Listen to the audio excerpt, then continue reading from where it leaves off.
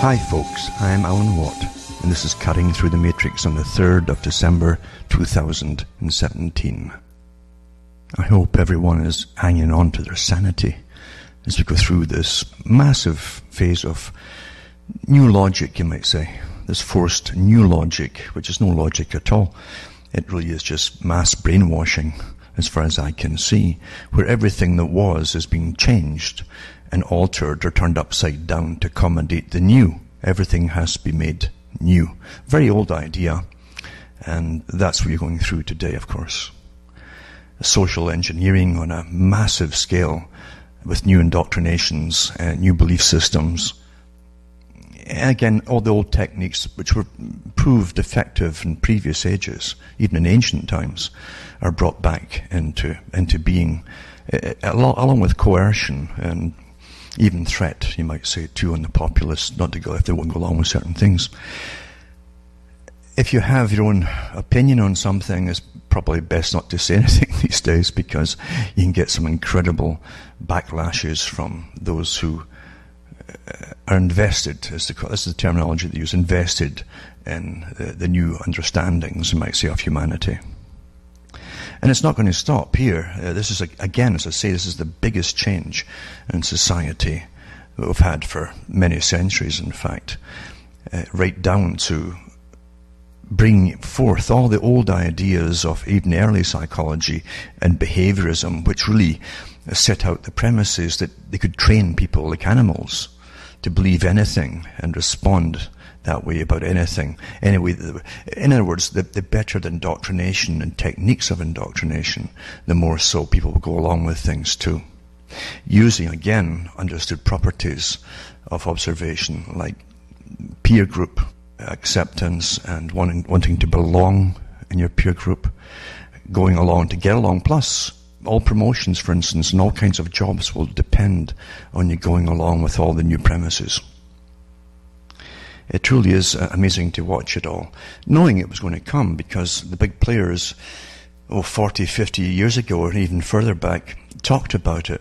And so much of the different nations' tax money has gone into research on the populace to see how they could bring all these different things forward. Again, too, remember, the things which are now being put into disrepute, which is marriage, which has children, that's going out the window. You can have all kinds of marriages if you want to, just don't have any children. That's awfully important for the people at the top. And all kinds of promiscuous sexual behavior are encouraged, of course. Speeding up too until we'll get to a stage of saturation. They talked about this in books put out by behaviorists many years ago, and I read some on the air a long time ago, which said that eventually people get fed up just having sex. And males will try all kinds of new things too to try and get a sort of kick, and women as well. And it'll go on and on until we're going to a kind of absurdity, which we're pretty well at today, isn't it? That's where it all is. You can't look at a newspaper in, say, Britain, for instance, without a mass of bare skin all down the side of the pages, which is meant to distract you from the so-called horror of the occasional real story. Most of the stories today are not even real. Someone, for instance, one individual who has something wrong with, say, their facial bone structure because they were born that way, that's not what was called news before. Now it is one person on the planet. It's ooh-ah stuff. It's like the bearded lady, bring forth and you go ooh-ah for a night, and you talk about it and you forget about it before the week's out. It's all ooh-ah stuff you're getting today, which has replaced news. And we're being weaned away from participating in things which we should be involved in, at least be aware of. We're being weaned out of even looking for it, or even finding it, of course, is harder, but because we're not supposed to be bothered about that anymore. Leave it to the experts, those who really run your country or your blocks of country or the world, and just go and play yourself. That's the story. But there's no point spending hours of your day anymore looking for real news. You probably won't get it. You'd have to join the big think tanks that are heavily funded by very wealthy institutions, and they're private basically, And again, these think tanks are to do with, again, human behavior, how to manipulate it into the next phase, the next phase, the next phase, and even specialized areas and subcategories of the same kind of thing. We really are in a scientifically managed system. And it's quite amazing to watch it. If you stand apart, the whole thing is standing apart and not getting pulled in. Don't get pulled into stories that are intentionally put out there and they're a motive to make you take a side and to be angry about something. Don't get pulled in. These are distractions. They're meant to soak up your time and your energy and give you an ulcer. So stand back from things and almost like an alien, and just try to pretend you're an alien for a little while and read the stuff that they put out for you to consume. And then see what kind of impression you get of the system and the techniques which are being used upon everyone. It's the only way to do it. Now remember, the big players years ago, like Bertrand Russell, who couldn't help but publish his stuff because he had a tremendous ego at the same time. He wanted to impress his peer group. But many of the things he said, if you're not careful, can suck you in. They're meant to. He uses an awful lot of logic. Remember where he's coming from. It's from a different perspective, because he did not see the working people, the ordinary people, really as almost human, you might say. Like H.G. Wells, the same kind of character. A tremendous snob. And he did believe in eugenical breeding, as they all did. They believed themselves that they were products of very specialized selective breeding and choices. And they had people categorized into their categories. The working class were below par in many ways, and so on. And that's never changed. That whole idea, that premise has never changed. The top socialists of, say, Britain, for instance, the Fabians, were complete eugenicists. And they hoped to breed out the bad genes of the peasantry and even force laws through where they could use working class women and have them impregnated with superior genes from the nobility, which just happened to be the same agenda as the so-called right-wing group that ran the country at the time. Quite amazing. And as I say, there's no difference between those who really rule, run both sides of everything. And they'll always come to the same conclusions. You've got Charles Galton Darwin in Britain, who worked on the Manhattan Project. He was a scientist and a physicist. And he came out too with The Next Million Years, his own book, on what they'd have to do from the top, looking down, what they'd have to do to bring in a system where the world would survive. And he had the whole eugenic idea put in there as well. One thing they all agreed upon at that level was that the rest of the people below a certain level, and don't think that you are above that level, even if you're in a kind of middle-class profession. Their levels of superiority are much higher than you'd think. And Julian Huxley said the same thing, that many people who'd even help them bring this world revolution of socialism in, which was a managed society, remember, run by experts. He says many of them who would help them would be surprised and shocked to find out they were also on the list to be sterilized or killed or whatever, however they're going to get rid of them. So you would understand that these systems always use people, so that things that you might be for when you think you're an intellectual can actually be working against you because you're included in those who are supposed to go down the tubes eventually. Today, too, we get the smatterings of the same thing leaking through once in a while, where they talk about, your genes might carry the wrong kind of a problem down the road, and there's a 90% or a 80% or a 60% chance it will manifest, and you could be a burden on society. That's pervasive all through the medical literature today with genetics, because that was always the whole... Behind everything, even the sciences, I keep telling people this, you can't take sciences at face value with their statistics and so on. If you have enough money, you can get the results you want on any particular thing when it comes to percentages, etc., etc. Believe you me, they can. I might touch on something tonight to do with that too. Because all the sciences and all information is politicized for agendas. And that's not new either, because Bernays, who was way up there, he published a lot of stuff on propaganda and the techniques of marketing, things like that. He was quite upfront about using information and statistics and so on, and by how to do it, how to set up even little offices, or even panels of people, just get their names on it, professors or doctors or whatever, and it would sound more official. So this panel, these experts who had just announced blah, blah, blah, therefore it must be true. Well, we still use these techniques today, and the panels that they create and so on are much, much larger. So you can always get the results that you want if you're the person at the very top that controls it all. We always make the mistake of thinking that once you label someone an expert or an intellectual or a professor or something like that, you think that somehow the virtue, what they call the virtue and the honesty quotient, is going to go up exponentially with it too. It doesn't. What makes you why should that be? Some of the most horrific people on the planet are people with good IQs, high IQs. And the problem often that comes with it, in fact, is they know this and they're so proud of it that they can't live with anybody else. No one can live with them. They're such incredible snobs with delusions of grandeur. And they believe that they should rule the world. That will never go away, that, you see. So what happens when you think that you're a bunch of them together in some little club? Same problem.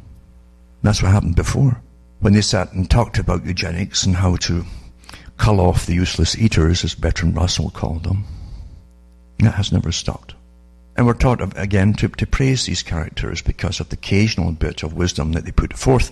But don't forget, they had many panels working beneath them who could put forth lots of wisdom, and you don't have to get the panels actually to collect the kind of wisdom, just lots of time and maybe a bit of money.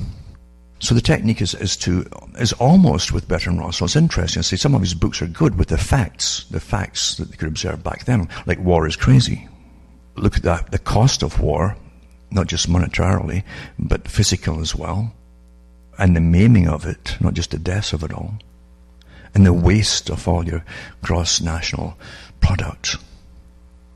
You would see the obvious things, and he got lots of folk to follow him because of that. But the same character talks about culling off useless eaters for a planned economy, a planned society, a planned everything. And I really mean planned economy. That's never gone away.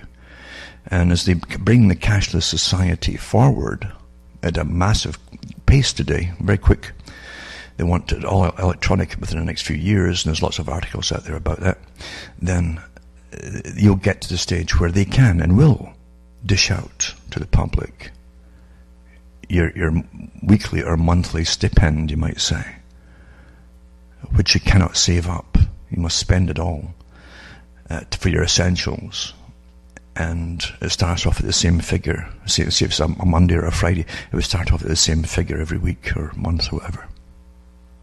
And if you're bad, social disapproval is used upon you, more so than ever today with their tweeting and all this nonsense in their Facebooks. They're using it all as though it was some kind of jury, a morality jury. Oh, you're bad, your opinion is bad, so we're going to punish you this week or this month or whatever. Then they can withhold the credits. That was the idea that Bertrand Russell talked about. As punishment. That's all. Whatever they plan at the top is never tossed out. They don't toss it out and say, oh, it's old now. No. They might take 100 years to get to one part of it, but they will get to it. And a lot of it is catching us up right now. So never throw away the past thinking, well, these old fuddy-duddies didn't know what they're talking about. These fuddy-duddies created the very culture that you're in right now, including the massive changes in the culture right now. Even though the people are dead, they helped set up that culture. Now, Zbigniew Brzezinski said in the 70s in one of his books that the people will eventually expect the media to do their reasoning, their thinking for them. And that, again, was one of the goals of directed media, consolidated media, all giving the same stories and same spins on everything, until the public are left debating amongst themselves on a daily basis. The trivia that's given is real serious topic for them to discuss. And it's never been more correct than it is today, because, as I say, it's to give us the wow stories, like, oh, wow, look at that, oh dear, this person was born without facial bones, blah, blah. How many billions of folk are on the planet, but this is a story. It's not only a story, it'll be an old story. But this is what they give you for stories today, like, wow, look at that, wow. Or, ooh, or, that's it, like flash emotions, oh, God, ooh. That's what you're given for stories. But the real things are happening way above that. There are more think tanks than ever working on all the big problems of society, or even creating more problems as they change society to get to whatever goals they were set up to get to. But Zbigniew Brzezinski said that. He said eventually the public will expect the media, not only giving them their topics of conversation, but they'll expect the media to do their thinking and reasoning for them, like an appendage to your brain. And most folk actually see it like that. I think, well, they tell us. Or if you tell them something they don't know, and even show them the proof that's sent to you by the United Nations, or from part of the European Central Commission, things like that, they will say, oh, that can't be true, even though it's there, stamped in the whole thing. It can't be true. Somebody would stop them. Somebody would do something about that. That's their first answer to everything. Somebody would. Where is this somebody? Is it Hollywood? Is it Clint Eastwood? And who is it? Who's this somebody? And that's how folk think. It never dawns on them that perhaps they should get a few neighbours to go out with petitions and get it signed and maybe try and do something about whatever it happens to be. It doesn't dawn on them at all. They prefer not to believe it, actually. And they'll actually say that. I choose not to believe this. Because it's frightening, and it is frightening. Most things are frightening that are happening. Because the answer to, if you come to accept that things are not stumbling along down through the darkness and those that manage the planet are just tripping over things and trying to rectify things as we go along, if you realize that no, things are planned the way they go, it becomes too frightening for most people. And that's why the mainstream media, regular media, doesn't go into stuff that they certainly could dish out to you if they wanted to. But the reason that media is so consolidated today into a handful of basically owners is to stop you getting access to other information, except the trivia. Go out and play yourself and look at this. Ooh, isn't that terrible? That's what you're given for information today. But they certainly could give it to you if they wanted to, but they don't want to. They know not to give it to you. I've read so many stories over the years of frightening things, absolutely frightening things, from the main sources, actually, themselves, their own publications, including the Rockefeller studies on society and what they would do with society, what they planned, and so on. They were only part of it, remember. For America, they were the big part for the CFR for America for years. But they talked about you can't make an omelette without breaking eggs. And that also includes mass migrations of people across the planet, for instance. And all that would come with that, with the clash, as cultures clashed, is various criminal elements have come along with mass migrations and utterly upset the Western societies. And if society wanted to have prevented that, they would have prevented it, but they didn't, did they, at the top? It was planned that way. I mean, why would you? If you're following the rule book and your population is not growing, then they blame you for your population not growing when they've been telling you since World War I in Britain that there's too many of you. And I've got the books from that period, by the way, printed, where they're telling the population, oh, it's terrible, you got to bring down your population. Well, the people comply, and they follow all the rules. And then they also have, as Charles Galton Darwin talked about, the added squeeze of economics, because you can also force people to make it very difficult to have children when it's expensive, make it more expensive to have them. And then you have the two parents going out to work to just survive. You make the economy happen that way too, and work that way, and you're going to have less children. And then you turn around and say, well, there's not enough of you. Well, what is it? We're getting punch drunk here. What is it? You're complying, but there's not enough of you. So you've got to bring in masses of migrants, again with the problem. But this is a world society you're looking at. You're looking at a world society. There was always the agenda, the borderless world, through phases, into a global parliamentary system. Very old idea, well published, the Parliament of Man, all that kind of stuff, but ruled by the intelligentsia and professors and doctors of various different sciences and subjects and so on. That's who's to rule it all, you see, on behalf of those at the very top, because they're always going to apparently keep this kind of money system in the hands of a few, these secretive groups, like the World Bank, for instance. There's been articles we've read before which say that it's so incredibly secretive what they do when they meet together, a handful of people, really. And then you have the groups beneath it, the IMF and various other groups, the Overseas Economic Development Corporations and so on. They're all going to the United Nations branch, but they're all set up by the Royal Institute for International Affairs, all of them. Set them up. They're all private institutions, but it's set up by the same group. And it's for a world society. Always was for a world society. There's bickering as to what goals they wanted initially, the British Empire type system. The goal was actually to use that empire system and create it from within, basically, from that structure called the Commonwealth of Nations. And then take it from there and expand it. It didn't mean they'd always keep the power in a small group in England. The group certainly is still in the banking system in England, but that's about it. But the system we've got now with money, which is so abstract today, you only know you've not got it when you're starving. But it's very abstract, because most folk don't even touch what's called money. They've got a little bit of plastic, and that's what they use. And there's articles out now about the plan to phase out the bank machines now within the next few years, step by step, until you'll all... See, everything has to be registered in the world society. What you're doing, what your income is, what you're spending, what you're buying.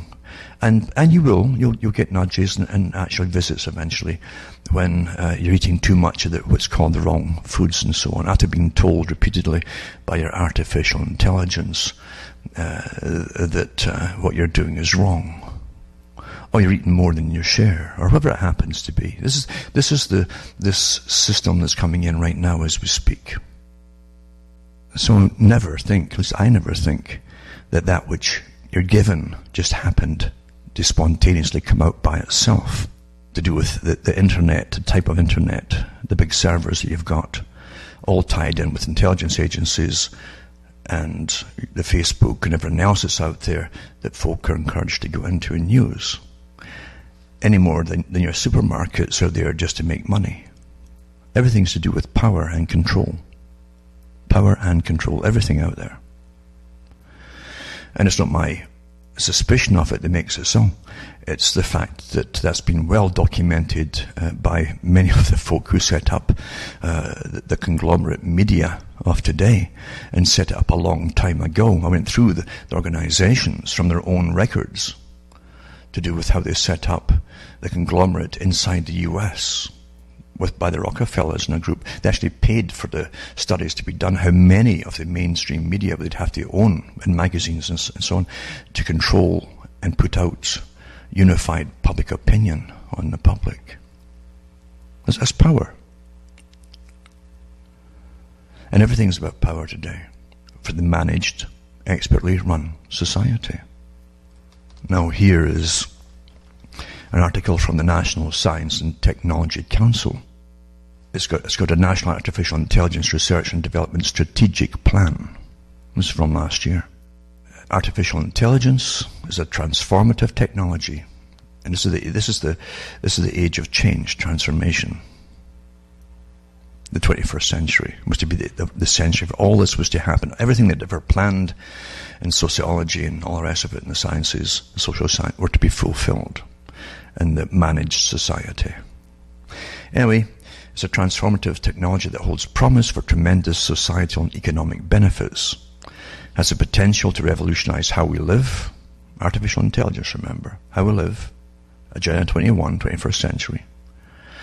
2030 and so on. Work, learn, discover and communicate. It can further our national priorities, including increased economic prosperity, for those who own all. Improved educational opportunities, meaning if you go along with all the opinions you're given in education, you'll succeed. If you have a mind of your own, you probably won't. And quality of life, and enhanced national and homeland security, because they'll know everything that everybody's doing. Because of these potential benefits, the US government has invested in artificial intelligence research for many years, yet as with any significant technology in which the federal government has interest, there are not only tremendous opportunities, but also a number of considerations that must be taken into account in guiding the overall direction of federally funded research and development in artificial intelligence. So we're paying for all this stuff. All the countries are paying for this. We always pay for our own change, you might say. Our chains and our change, because we're to be changed by all. On May the 3rd, 2016, the administration announced the formation of a new NSTC subcommittee on machine learning and artificial intelligence to help coordinate federal activity in artificial intelligence. And they've got strategic plans and objectives for where it's to go. Always dressed up in benefits to society and so on.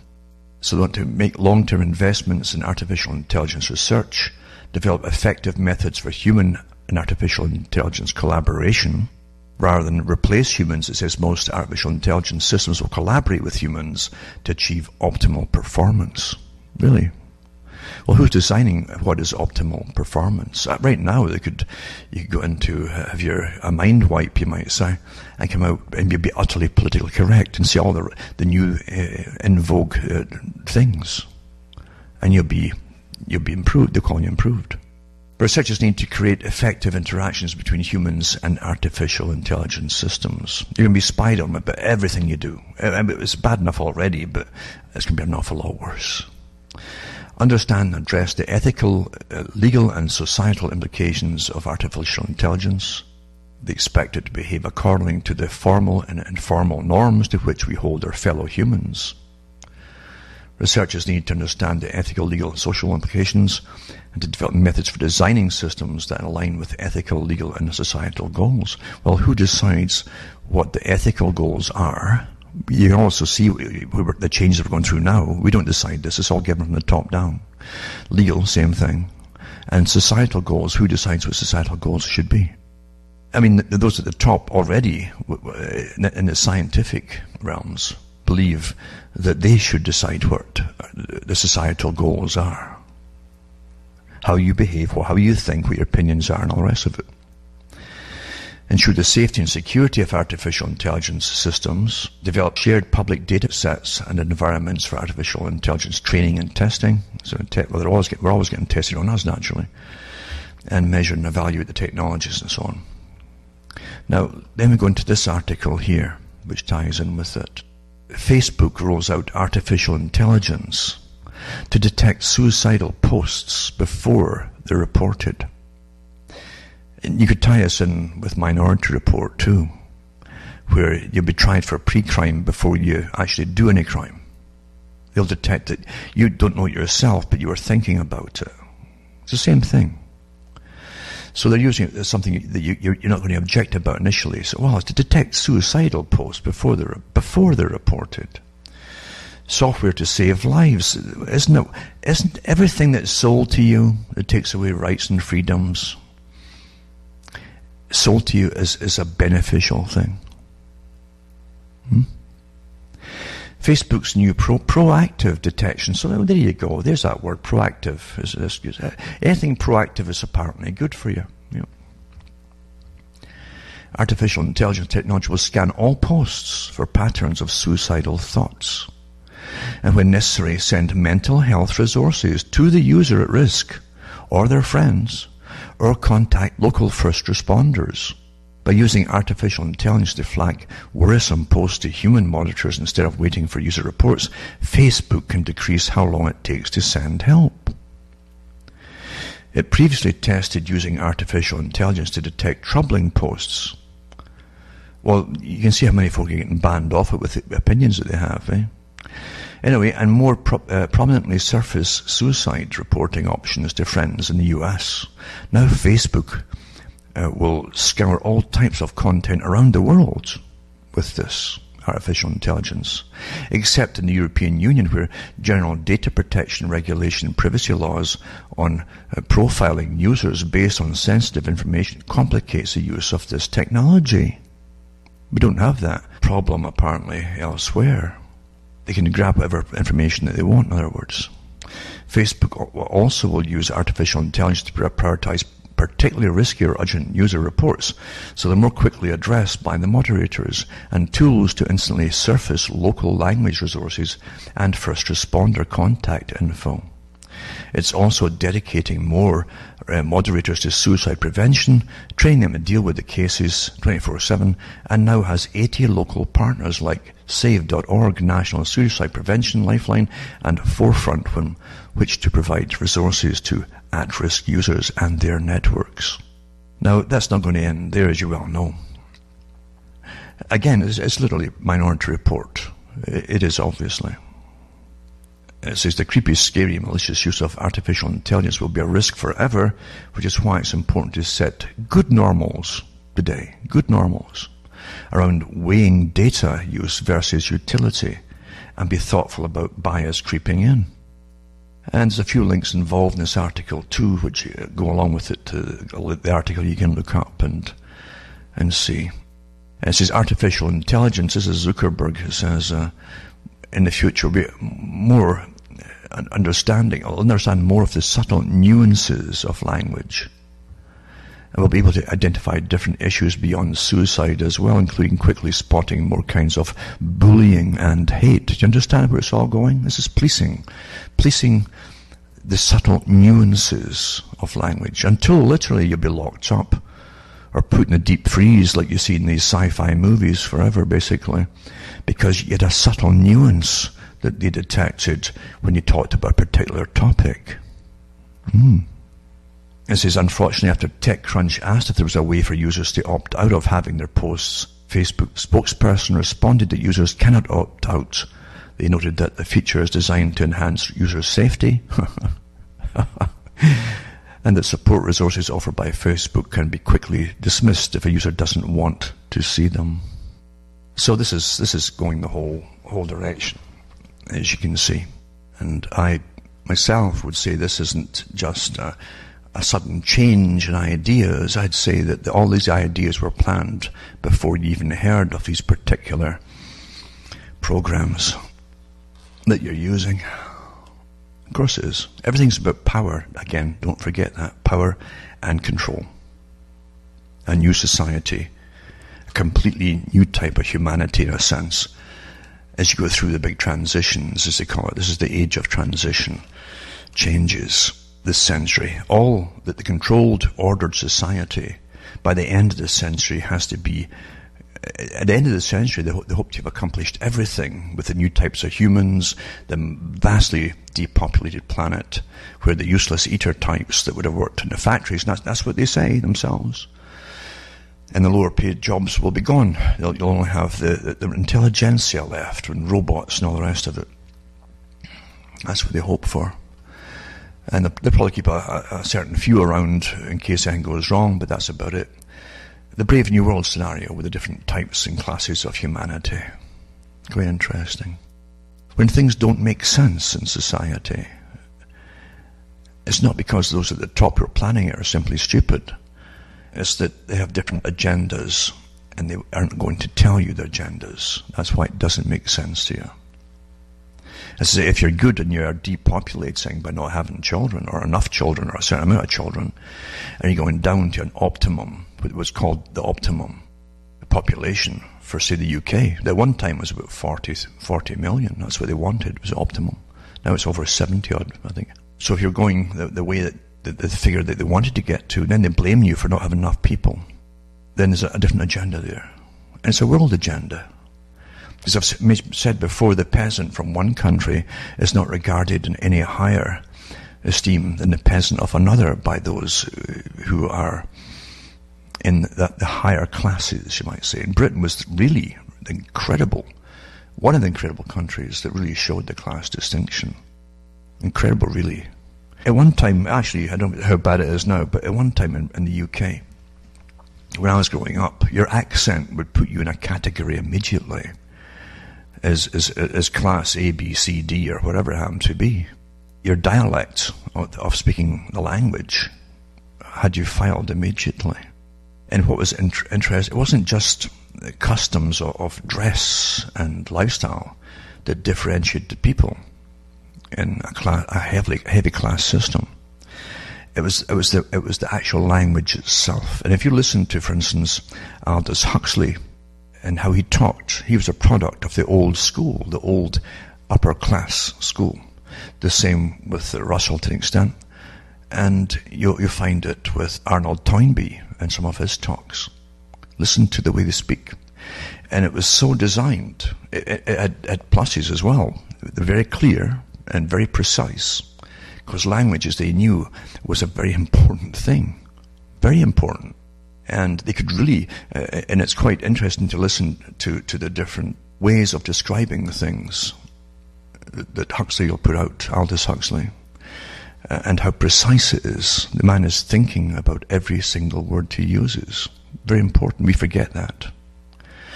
But also, the accent that they had, and was prevalent at that time, had come from a bastardization of the language. Because when the German ones came in to Britain to take over the royal posts and so on, they couldn't speak English. As they learned to speak English, they spoke with a different accent. And the courtiers and all the rest of them around them, and eventually it goes into the universities, because the upper class want to be in the real upper class. Everyone emulates the one above them. And so they adopted this different accent that was brought in from a foreign influence, and that became the English language, the upper class English language. It's interesting how it works. You forget too, at one time, the court in England, at one time, they spoke French for a while. And a particular type of French as well. It's the same thing. Once you get a particular royal family, for instance, coming in, all those who want power from the upper, lower, to the middle classes, to the lower middle, and all the way through the different strata of middle classes, will emulate those at the very top. And that's how you ended up with that kind of language. But the snob appeal was incredible, because you literally could decide for life. Didn't forget abilities. It could decide for life where you were going to go in society, and positions, and income, and everything else. We forget that. But along with that came a view of those down below. And as I've said before, George Bernard Shaw was quite blatant about it. And the socialist society they planned to bring in, by the elite, of course, that people like Shaw and that would decide if you lived or died. Because they weren't going to take any dead weight along with them. And dead weight was anybody they didn't really need. Forget your abilities. If they didn't need you, that'd be your dead weight. So we're dealing with something that's not new, this whole idea. And it's always couched in necessity. So today it's the same thing. We're going to bring down the population for necessity. They're not talking about bringing down their own populations at the top. Now, these last two articles to do with artificial intelligence and monitoring and classifying you, they've already classified you all, by the way. If you've been using Facebook and these things, you're completely classified. And they'll have you down certain particular programs that you've never heard of. They've got you categorized and monitored and so on. That was what their purpose was in the first place. It wasn't to make money. As I say, it was power and control by the authority. Of course it is. Same with money. Money's to go the same way. Now, how are they going to get to this managed monetary system? They've floated the ideas out in the last month or two about everyone gets a basic income given to them, whether they work or not, by the state. Now, that smacks of the old idea of communism, doesn't it? But you're still going to have the ideas, the idea of money at the top run by the guys who own the money system by birthright or whatever it happens to be. They own it all. And that's not going to change at the moment, apparently. And there would be a war if they tried to take it out of the hands of the big investors on the planet. Of course it would. Because that is a power in itself, a tremendous power. It can take countries to wars, which does actually. But anyway, if you were getting everyone's getting an income given to them for the managed society, then how are you going to get there step by step? Well, it was always planned, and I used to scratch my head in the UK when they floated the idea of a service economy where you just import things and pass them around from middlemen to the stores to the purchaser, and all the strata of actually making products. Because in each product that you make, there's different strata of companies involved, from cutting trees, for instance, even for pulp, to make paper, to all the different levels until the final paper. That was a lot of work in different companies. Or you get the raw ore and you make metals out of them, and then you send the metals off to different refining and so on, all the way up to the manufacture of products. That's a lot of work gone. And you're left with a service economy. It's not intended that it lasts forever. So what are they going to do with it? Well, it follows right in with the managed society, and a good chunk of society is going to get paid by the rest through their taxes not to work. They even discussed these different ideas back in the 70s in the UK. Now, how did they get you there? Well, let's go to the money system again. Something that very few folk really understand. And no wonder, it's not meant that you really understand. Even economists don't understand it. They had a tremendous documentary out years ago, and I'm going to see if people can maybe find it. But I think it might have been Man Alive, back in the UK, again in the late 70s, where a whole bunch of economists, degreed economists, came out and said it was all bunkum. It was nonsense. The whole so-called science of economics was bunkum. And they explained why it was bunkum and so on. And I've said before, how come with all these professionals that each time a crash comes, no one saw it coming, and the money just happens to disappear to money heaven, we're told. Anyway, let's see how you would get from a service economy to the state of dishing out, doling out money to the people. Remember what George Bernard Shaw said. Don't forget it. Never be fooled, where he said that the people, would have to come to them, the socialists, the scientific elite, on behalf of those who rule the system, the money boys at the top. You'd have to come to them and tell them, explain why they should keep you alive and not kill you to serve the system. Never forget that.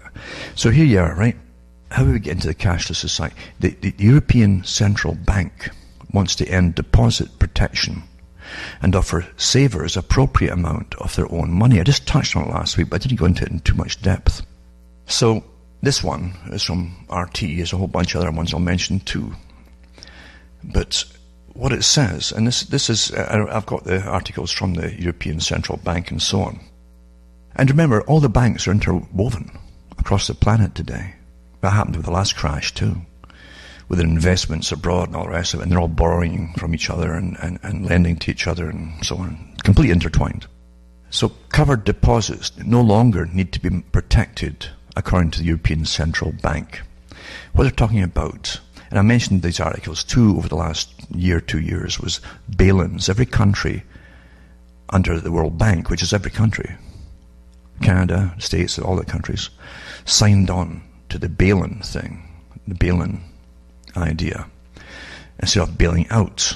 So if a crisis comes, a massive crisis, the next time they won't necessarily just be bailing out banks, they'll be taking away the depositors' savings. Now, you're supposed to be guaranteed up to $100,000 in I think States and Canada, it's $100,000 deposits.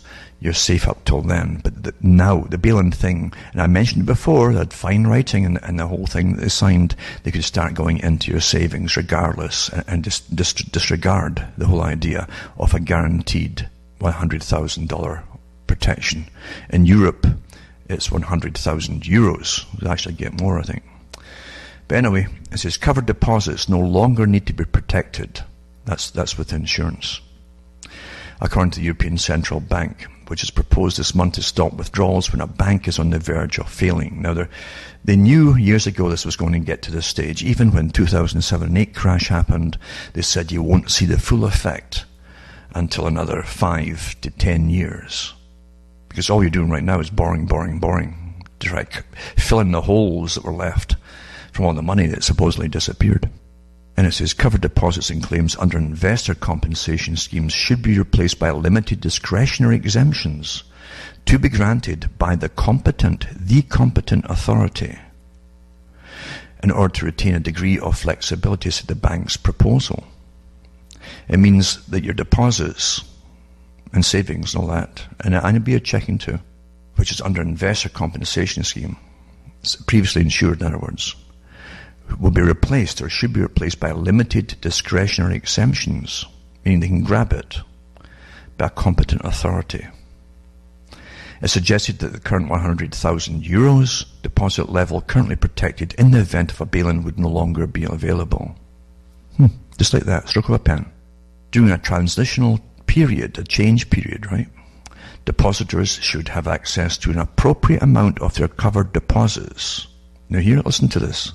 To cover the cost of living within 5 working days of a request. So you have to put a request in if, say, the bank's in trouble. And within 5 days, the appropriate authority will decide how much you should be given to live on for that week or whatever it happens to be, pay bills and all that. So Big Brother, Big Daddy, that's going to grab your money is going to dish it out to you just like they did in Greece, basically. And they'll decide how much you need. Like a means test. What do you have to pay out in bills, and etc., etc. And they'll work out how much they're going to give you from your own money to pay food and pay bills and so on. The ECB said a pre-resolution moratorium should be used to prevent severe deterioration of a credit institution's balance sheet, in particular to allow supervisors to complete an assessment of the lender's viability. And urges fines on Eurozone members for failure to comply with reform rules. It's quite a good article, but there's many other articles too about it. And I'll put some of them up tonight. And this one's from Reuters. It says, there cannot be a common European insurance scheme for bank deposits if the level of unpaid loans is not reduced. The president of the European Central Bank said Monday. Mario Draghi's comments mark a rare alignment with Germany's position on a key issue, and also his first attempt at fight back against Italian criticism of the ECB's decision to force banks to set aside more money against loans that go sour.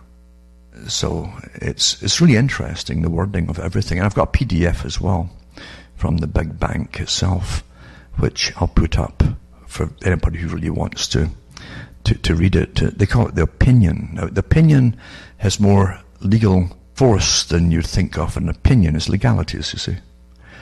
And it's official journal from the official journal of the European Union, resolutions, recommendations, and opinions. And opinion of the European Central Bank. Whenever they publish this stuff, remember, it's all been put into effect. Now, this particular opinion came from 2011 on a proposal for directive of the European Parliament, of the European Council on deposit guarantee schemes, recast, and on a proposal for a directive amending directive, it says it 97.9 EC of the European Parliament and the Council on investor compensation schemes. Now, these are, in other words, the guidelines which they had initially, and then they signed the bail-ins after that. They're all set to go if the crashes happen again. It's really quite interesting. I think it's interesting in a way. How people, we are treated like children, and we're distracted with nonsense and absolute incredible trash of trivia, rather than give us the facts of how we're being mismanaged, not managed, but mismanaged.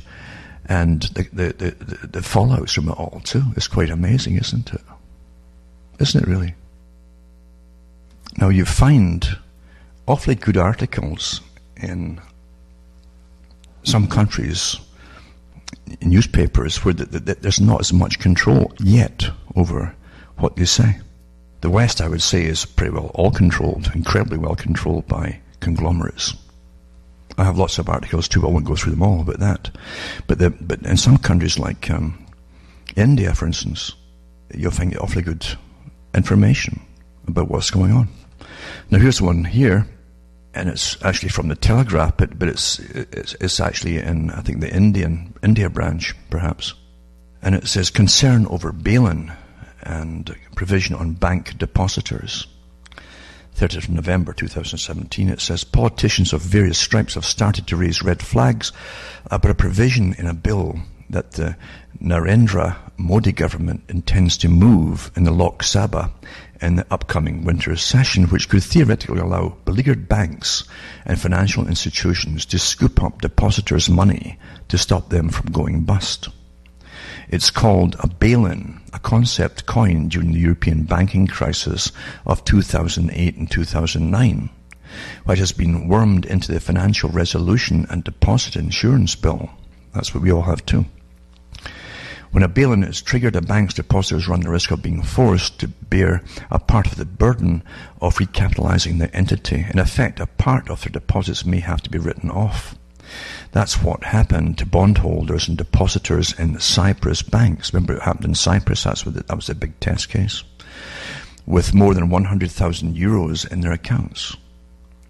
Well, today, of course, it doesn't matter how much you have, and they're going to go for all, it seems. Finance Ministry officials have said there's no cause for alarm. They always say that. Provision is meant to ensure emergency capital for banks. They point out that banks in India have been fairly well regulated, blah, blah, blah. But at least they touch on it here, that the thing has been put in place. And it said that the bail-in instrument may convert any securities from one class to another, including the creation of a new security and modification of an existing security, the legislation says. In other words, they can eventually say, well, okay, you had 100,000 in that bank. Under the new normal, we have to cut it off to 50,000 left to you, or even 25, and the rest of it is to bail out the bank. That's what it means. And it says, before a bail-in instrument is to be activated, the Resolution Corporation will have to inform the central government about the reasons for issuing it in the first place and the effect it will have. A copy of that report will have to be immediately placed before each House of Parliament.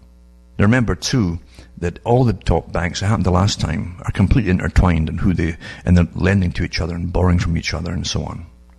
Banks in Canada, I read the articles that came, it was published at the time, allowed on the air, of the banks that were affected. It was all of them actually, all the top banks. All had to get bailouts, and they got special drawing rights from the US Treasury. They put us in with the US because Canada was so darn broke at the time that without these special drawing rights, as they called it, bailouts, we'd have been under completely. Since then, of course, they've had various tests, they call it stress tests and all that, to see how they can keep going through an emergency, but it doesn't really give them up. They're so incredibly interwoven, as I say, with their lending and borrowing from each other, that the last resort, of course, which I think they've all come to agree upon, will be the bail-ins, which is just taking the deposits that are in the banks and using them. And the competent authority, as they call it, will be there to decide how much that you should get that week or month or whatever it happens to be off your own money. And it'll mean you're going to get some kind of means test, obviously, by the competent authority. Now, just to touch at the end here of this talk, in the time we have, not much time at all, to do with, they're not stupid at the top, to do with the fact that you often think they must be, there's blundering along. Remember what the goals are, and they're quite open about it. Too many folk, and they keep bringing more folk into certain countries to make sure there's too many folk.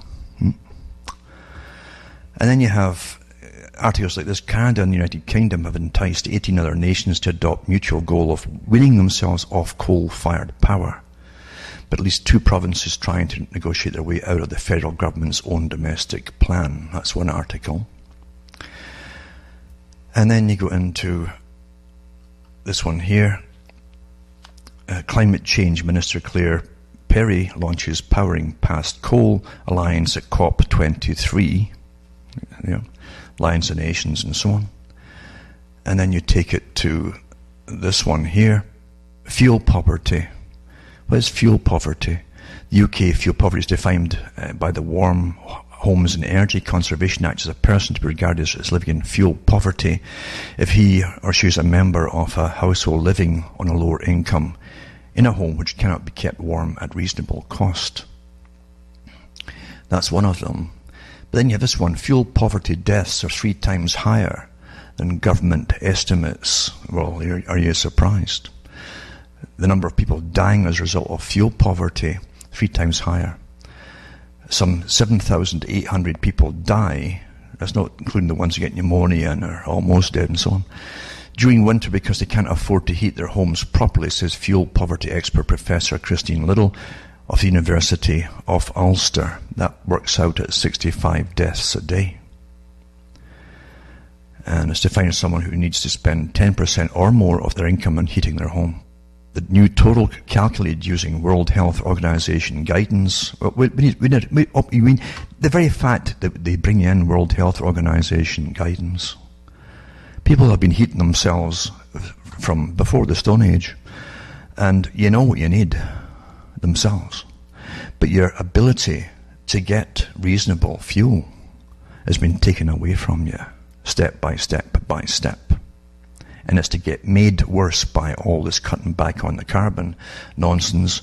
And you know all about that. Ad nauseum, I'm sure, the articles that you've read and heard about and so on, as they go on about it. What they're really saying, and I've gone through the articles before, from the very start of all this, years ago, that the whole idea of CO2 and all is you. There's too many people, is what they tell you. Well, how do you bring down too many people? You cut back their food production. You give them poor food, actually. Made lots of it, but poor stuff, nutrition-wise. And you cut back on heating and all the rest of it in the winter, and you watch it happen. The ones with the least incomes will go first, and these happen to be your main targeted groups, according to the eugenicists from 50 years ago up to the present. Quite something, isn't it, to watch all happen. And you think they just keep screwing up. Do they? They're just screwing up. That's all it is screw-ups, eh? Really? No, it's not. It's not. But what you do have is a lack of legalities to get quick justice for those who are causing the deaths of other people. By design. No one in this day and age should be freezing to death in cities and so on across the Western world in the winter time. Shouldn't be happening. We know that. We know that. We put on a great show for about a week or two, or for Christmas and that for the homeless. We put a great show to soothe their consciences. But here's your governments, knowing darn well, as they cut back the variety to choose from of ways to heat yourself in the winter time by law.